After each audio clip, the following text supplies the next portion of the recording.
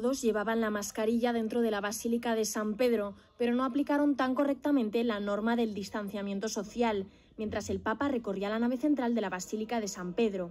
Francisco estaba celebrando la misa por la fiesta de Cristo Rey. Esta fiesta coincide con la Jornada Mundial de la Juventud en las diócesis de todo el mundo, por eso muchos jóvenes participaron en la misa. En su homilía, Francisco les dijo que tienen el reto de tener esperanza a pesar de la situación del mundo. È il compito più arduo, ma il compito più affascinante che vi è consegnato.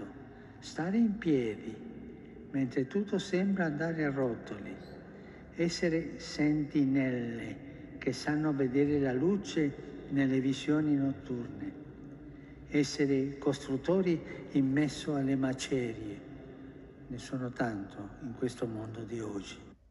El Papa les pidió que tomen las riendas de su propia vida y tengan sueños ambiciosos, un consejo que dirigió a los jóvenes y a toda la Iglesia. Non vivere o addormentati o anestetizzati, no. Sognare vivi. Questo aiuta noi adulti alla Chiesa. Sì, abbiamo bisogno, anche come Chiesa, di sognare. Abbiamo bisogno dell'entusiasmo.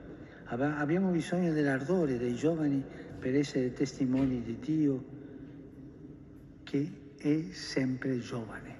El Papa también pidió a los jóvenes que resistan la tentación de cerrar la mente y que abran su corazón a los demás. Avere il coraggio di andare controcorrente, non contro qualcuno che è la tentazione di ogni giorno, come fanno i vittimisti e i complottisti che caricano la colpa sempre sulle altre, no. Contro la corrente malsana del nostro io egoista, chiuso e rigido, che tante volte cerca delle cordate per sopravvivere. Después de la misa, el Papa rezó delante de esta imagen de la Virgen con jóvenes de la diócesis de Roma antes de marcharse. La fiesta de Cristo Rey fue instituida por el Papa Pío XI en 1925 y es una de las más recientes del calendario litúrgico. Desde este año, ese día se celebra también la Jornada Mundial de la Juventud local o diocesana, que sirve para preparar la Jornada Mundial de la Juventud que tendrá lugar en Lisboa en agosto de